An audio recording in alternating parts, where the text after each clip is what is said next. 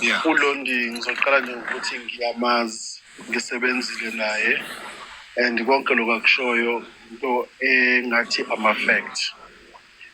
Just nje ukurecapha kancane mina eSpar ngisebenze as a supervisor for some time and nizongixolela ukuthi isizathu sokuthi ngizoku-add i-English kade ngikhulumile enkabinde ingoba noCharles ngoba ekhona la uCharles sisebenze naye as i-manager but be-base ema-ofisini angemuva naye I believe ukuthi kunezinto azofuna ukuzisho.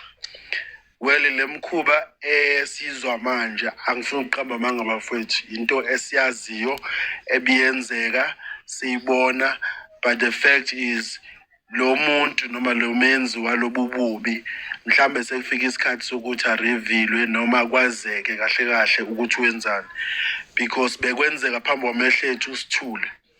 uLondi ukhulume ngobaby mama about 2 and I think ukhohle ukumenshina ukuthi there was also a girlfriend at some point eyafika yathola umsebenzi ngendlela esinga-understand yasebenza eTops. Okokuqala nje ube ne-girlfriend yokuqala i-girlfriend yakhe yokuqala kwaba yiyona girlfriend yakhe yaziwayo wathola ingane nayo then mayesethola ingane nayo kwayona nje angifuna ukuqamba amanga effect thina esisebenza nayo siyazi ukuthi ubukise ngayo phambi kwa wonke umuntu ade sisebenza naye. After waqonywa yenye intombi afika leyo ntombi kukhona abantu abasebeneminyaka eSpar besebenze many years but azange baze balithola ithuba lokufika bashaya ithili kodwa nathi mayifika eTops yafika yafakwa ethilini yashaya ithili. I-question was ufike kanjani uqhamukaphi but kwangekho kwazi ukuphendula konke lokho. We staff from front to the floor to the back office lomfo ngingasho nje mina ukuthi uhlukumezile abantu. Uma namhlanje sifuna ukukuthatha utakushove baker ukushove baker makuthi namhlanje akuthatha ukushove floor mawuthi ufuna ukuse front makuthi namhlanje ukushova phandle yokuclean phandle ukushova phandle and on top of all this ukwenza phezu kwamanga bafowethu unamanga lo muntu wesilisa and ngizothi uyasabotha sort of akwazi ukuqamba amanga kubasebenzi athi ukushow abaphathi besitolo and on top of that abaphathi besitolo bakuboni lokho as if like ulimaza ibrand yesitolo and they always supporting yena as if like kunento mhlambe that ayaziyo ngebhizinisi mhlawumbe abangafuni ukuthi egcinene ayireveal. Imkhuba beyenza one oqala mina ngisebenza khona into eyayingikhalisa minyembezi angikhalisa ukuthi abasebenza ama-hours akhona bafethu they were extra ama-hours. Angeke ngeholiday mfethu ungene ngeholiday ungene ngo-6 uphume ngo-6 uthi ufuna ukuya elantshini utshela ukuthi awuzuye elantshini but umuntu wesifazane mayizothi ufuna ukuya elantshini usezoqala abe intimate noma aqala akhuluma izinto ombonayo ukuthi it shows that une-interest yakho konke lokhu wasekwenza manje. Kunabantu besifazane befika beletha ama-CV angabaqashi kodwa kube khona abathi bafike namhlanje singabazi sibabone shedandi abafike bashiya ama-CV kodwa uzobona umuntu useqashiwe. Abesilisa bebekhona bebefika time to time bezomfuna mabezomfuna umuntu uthi uyaxoxa nomuntu akutshela ukuthi lo muntu lo engaka usedayise even umsebenzi ukuthi uzomnikeza umsebenzi and yonke leyo nto le each and every time abantu beyireport abaphathi besitolo abaphathi besitolo bahlala bemkhava namanje ngoba nje uLondi sekwenzeke lento eyenzeke kuyena okubuhlungu ukuthi sekuze kuxoshwe noma mncane wakhe uZanele and which esingazi-ke noma nomama wakhe uzoxoshwa yini futhi umama wakhe yena ubesebenza eDelhi as usupervisor weDelhi and konke lokhu kwenza abantu besifazane unokubathinta ngendlela inappropriate unendlela ukukhuluma ngendlela engekho right and ngaphezu kwakho konke ufike athi mayisezenza zonke lezi zinto aphume aye lapha kulesa sport esilapha ngalaphesha komgwaqo esithiwa seKhanipalo afike khona aphuze and abe neplan yokuthi ufuna ukuhuha bona la basebenzi balapha and uphuza nje uphuza ku-uniform. And ngikusho lokho ma comrades nani kuRuma Banimonga TV ngingahlonizi ngoba ngisebenzile khona ngahlukumezeka nami ikhona and ubugebengu obukuyena noma indlela enza ngayo nendlela etreatha ngayo abantu it's worse. Okunye ke singeke sakuveza indlela abasebenziswa ngayo siba ilunch ukalelwa ama-minute makweqa ngama-minute elilodwa usuthola i-warning mhlambe ngama-second usuthola i-warning. Uma engakufuni yena uyazi ukuthi engazoyenza usezodila nangokuthi uthola i-warning usuzoya kwi-hearing. Konke lokho bathule bagqiba khona esitolo. I-lunch i-toilet ngisho i-toilet ekusetshenziswa izimo zokusebenza i-toilet abalisebenzisayo khona spa elabesilisa lifile livuza amanzi elabesifazane lilodwa bayakalelwa ama-minute uma uya e-toilet uke waya e-toilet after uke e-toilet say ama-minute akho njalo uyaclocka out uma uya-toilet chef uyaclocka in okusho ukuthi noma kungenzakalani kuse-toilet espa wena ufana nomuntu off duty ngoba uclocke out uma uya e-toilet. Angazi noma yaniyayizwa lento Nkabinde.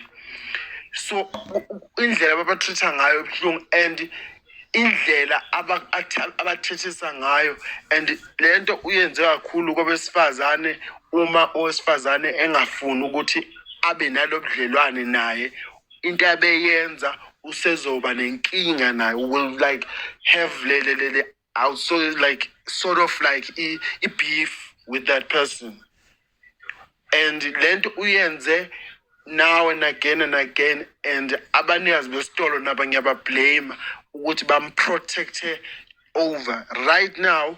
Incwadi lethola uLondi nami ngiyibonile incwadi evela kulokhungana kwi-lawyer. I-lawyer kusiyona yakhe lo umenzi wobubi, i-lawyer ngesitolo kodwa manje kusho ukuthi isitolo siyayivuna imisebenzi yalo muntu. And enye into engifuna ukuthi beclear lana ukuthi bafethu uLondi kuko konke lokho okwenzakalayo esethola incwadi sivela kwi-lawyer nje manje ukusho ukuthi isitolo sikuvumile and futhi ngasikhathi ebuzwa kwi-boardroom lapha upstairs wavuma yena lo umgili wobubi wayivumela ngomlomo wakhe waqede waxolisa. So the question is why exolisana ma ethi onke lama allegations abekwe wona akawazi yini ayixolisa ngoba kwathiwa kusho yena umphathi wesitolo wathi akaxolisa uxolisa ini uma ama-allegations engawazi because wakufanele awadeny even at that point in time ukuthi angiwazi. Kodwa at this time ngicabanga ukuthi bafethu it's time ukuthi ke sithina sisukume and fight yonke lento. If it means ukuthi siyasuka siyakhona bakhuluma ukuthi kahle bamenze njani ngoba nawo lo muntu uvikelwe usilumezile khona esipama nganitshela bafethu ayikho i-payday umuntu osenza khona akazi ukuthi inini i-debit yakhe kahle namhlanje uzohola nge-6 uthi ulinda nge-6 ngenyanga ezayo kuthiwa uzohola nge-8 uthi uhola nge-8 ngenyanga ezayo kuthiwa nge-10 uthi usalinde lokho kushitshe kuthiwa nge-4 and isalary yakhona ayifaki overtime. Phezu kwalokho bayahlukumezeka bathethiswa njengey'ngane and like ugcina ne-duty yakho ungasayazi namhlanje ukuleya department kusasa ukuleya department. So okwenzeke kuLondi although kwenzeke ngingasekho but ngine-sure ukuthi kwenzekile bengekasicreate istory njengalezo because ubevele a-weak lo muntu like back then. Unfortunately noma fortunately kwabesilisa kazange aze akwenze okuthile kodwa befuna imali kubona. Abesifazane bebeyi-victim ngokuthi abesifazane and eyenza lento ebefika on weekends uthi Sunday fanele azokwenza i-roast emva kokuhamba kaCharlie uthi uzofika uzokwenza i-roast afika ahlale lapha epassaging between uTops ne-hall lapho afika ahlale khona aphuze nabo abasebenzi bakhona especially lapho besilisa then aqale enze ama-comment kubantu besifazane abasebenza khona, which were like quite intimate. So I think this is long overdue bafethu. Mina ngifuna uqamba amanga ukusebenza kwami khona ngisebenza naye kwakufike kube hello phelile, and unamanga mayethi akasazi isiZulu. He knows isiZulu very well, and I can guarantee you that, because even if anyone or yena can just get into this line, definitely I will tell him that you're lying because you know isiZulu. You understand isiZulu. So he can't be saying that yena akasazi isiZulu. Uyasazi isiZulu. Uma ethi yena, there was a person who came to the shop and intimidated him. That is not the fact. Because he knew very well ukuthi wayethini nomuntu owayekhuluma naye. Now sekwenziwa excuse ukuthi wayengamuzwa ukuthi it's not a fact. Uhlala nabantu lapha eKhariphala abakhuluma isiZulu abangasikhuluma isingisi, ahlale nabasebenzi abasebenza khona eSpar abangasazi isingisi abakhuluma isiZulu. Actually, he treats abantu unfairly to the point ukuthi i-management wayona iyabona ukuthi utreat abantu unfairly but keeps on protecting him. The very same person esikhuluma ngaye la akavunyelwe even ukungena a-cashier office because of ama-behavior noma indlela enza ngayo. He takes advantage of wonke umuntu oseshop. And ma ekubona ufika wena sifazane, the first uLondi abengakabi nesikhathi eside esebenza eSpar, efikile eSpar, mina bese nginesikhashana ngifile. Kodwa ukufika kwakhe because wayemusha, and he thought ukuthi uLondi uzoba i-opportunity yokuthi akwazi ukuthi amuse noma amsebenzise. So that's the thing. Ivele each and every ntombazane ngoba namanje uma iqala uthanda thina besaza umama wengane yakhe yokuqala, and she was good, like kodwa naye wabona ukuthi akusekho right la, waphuma ku-relationship, waphuma nje waphela kuyona. And mayise phumile kuleyo relationship, wathola le omunye usisi wazomfaka lapha ne-Boxer store Tops, wamsebenzisa khona, but naye wabona ukuthi as time goes by wakhetha ukuphuma, waphuma khona eTops wamshiya bahlukana.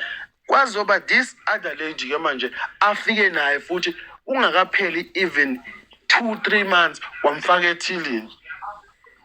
And into ayisebenzisayo i-strategy sokuthi konke isikhathi mayiqamba amanga, uqamba amanga athi kusho i-management njengoba besho kuLondi ethi nje bathe lock her out, only to find out ukuthi mangathiwa manje siyasuka siyobuza ukuthi the incident yangalelanga, did you sibuza uMrs Lopez ukuthi did you say that you lock her out? We'll find out that is not true.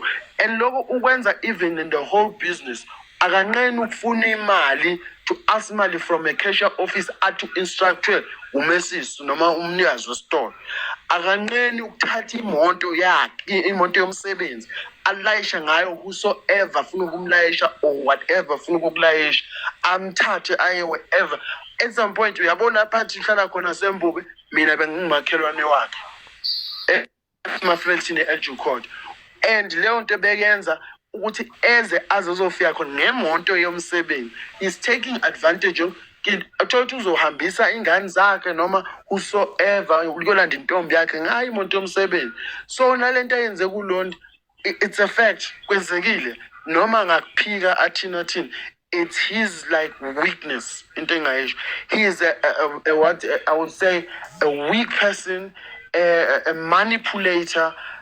Kuningi engakusho uLondi njengamanje ubhalelwa kwakhe incwadi uIshan kanye nomnikazi wesitolo uMazi, akusiyona into efana umsabise njengamanje. It's something that we need to fight for, because le ncwadi uLondi did not defamate i-character yakhe, but uLondi spoke about i-story sakhe. Unfortunately, the picture bekumele ukuthi ibe khona so that people they could be aware with who exactly we're talking about.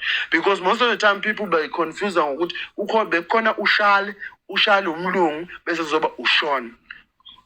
So i-confusion iba lapho. So okwesithombe sifakwe RM lapha angisiboni siyinkinga, and singathuswa ukuthi kuthiwe kune defamation of character. Akho defamation of character, but was to take out the fact and also to reveal exactly who did what.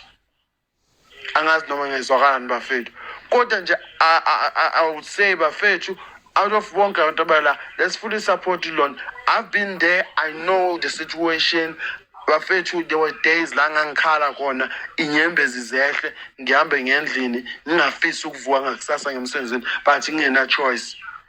And uzokutshela ukuthi from uthi usethilini njengoba ethi Londi bethe sethilini uthi usethilini and he will tell you that he close the till athi thatha imop uthi usaphethe imop atshela ukuthi hambe uyopheka ukuthi uthi usathi athi take istock back and uthi usathi usuthi amkhombe phandle athi hambe uyocosha amaphepha, especially kulabo besifazana bebengafuni ukwenza lento ayifunayo ebemhlumeza umuntu to the core. And kuze kube ngcono mayazi ukuthi une-boyfriend ngaphakathi esitolo noma une-boyfriend ayaziyo aseke wahlala nayo khona lapha ekuphuzwa khona. Iloko nje ngifuna ukusho bafethu, mina kuloko Londi konke ngiyakwazi ukuhlumeza okulaphana and kuko konke like uLondi need support and like mhlambe it ends with her because lento it has been happening now and again and again. Nango ulokungano usengenile lapho utshala. Mhlambe ungageza ukuyivula ivideo kodwa nje mhlambe to brief us a little bit as to what he knows mhlambe nje just for a second because he said like he has to go somewhere quickly. Actually, come and I'll allow you. Sure, Njogola, Londi, how are you guys? You appeal? Yeah, bro. All right, so yeah, it's a very difficult situation and very unfair situation. You know, even myself, I left Charlie's in February for the sake of the way the people were treated. You know, people's lives were just neglected and they didn't respect the staff. Even, you know, after Londi addressed the matter in May, then they got everyone to sign contracts all of a sudden. I never signed a contract. I was working there for 8 months. But, you know, the story was Sean and how he got away with everything. You know, even when they were buying the alcohol in Newcastle with the liquor license from, I think, Sean. And maybe that gave him more power to be in control of their business. I don't know. I don't know what to say or what to do because for me, I couldn't work in an environment where people, where you lied to and where people are dishonest. And if you're honest, you lose your job. And that for me was very unfair because we all know the people around us, our people in this country that earning 5,000 or 6,000 rand a month, they have to pay rent, school fees, everything, and then they can just say to them, "You dismissed without any evidence." It's not fair. It's definitely not fair. I'm working now in Johannesburg. I started here in March. People have rights here. Like, it's different. There in Dundee, it's so isolated as if they are not part of this country, but they are part of this country. They have rights. You know, where I'm working now, you're allowed to have your cell phone as long as you don't go on your cell phone. But there they treat you as if you're a slave. It's not right. And for me, I couldn't deal with that because I'm a South African. I was raised and born here. I can't see people being treated unfairly, especially not women either, you know. And now that Zanele is sitting with the possibility of not having a job, it's just, right, you know, it's not right, not at all. They don't have that, they should not have that power. And that's the problem. Even I remember the one time they made us all general workers because they don't want us to have rights. Because if you have a designated role, like either HMR or butchery or cashier, you have different rights, you have different responsibilities. You can't just say, oh, general worker, yeah, hamba. It doesn't work like that. You need to have evidence. It's not he said, she said. And that's why I was very, very concerned, even for my job, because I didn't know what was going to happen.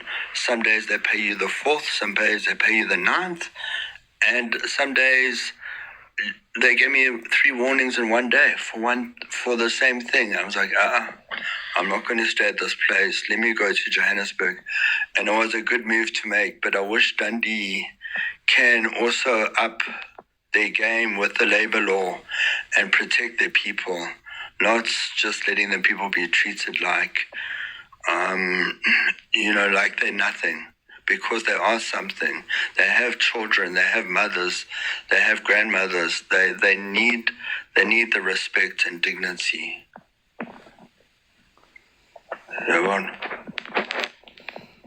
Yeah, I think uCharlie sekushilo konke and lokho akushoyo nami ngiyakwazi bafethu. So thank you so much, Charlie, and maybe for more and other stuff, then we'll communicate with Unjabulo. Just if you have any questions, guys, because unfortunately at this point in time, I think he has to go, and I also have to go, and but we would like to follow up and just to know what's happening. If you want to ask us anything, Mina, I'm more than willing to tell you what I know and what I don't know. Yeah, but based on the behavioral part and being like I would say, the treatment that the people who they got, it was worse. I would it was only them, even us, who were treated differently. He was treated different to Charlie. I was treated different as well. Some days it causes the sour and the bitterness moment to everyone, because you will work and not knowing the hours, the salary, the date of payment, and the treatment, how people are treated. And even in the uniform, it will be deducted from your money. The very same money there, at some point, in December, they must take food. Food parcel. How can you give a multi parcel if in a refresh drink? Umnikeze nevos le 5 rand, ne braai pack, nama snacks, nama sweet. It's a Christmas present. Where else in January yonke lo mali futhi izodebhithwa kubona. Labantu fanele in January bahambise ingane esikoleni bathenge uniform. So it was horrible bafethu.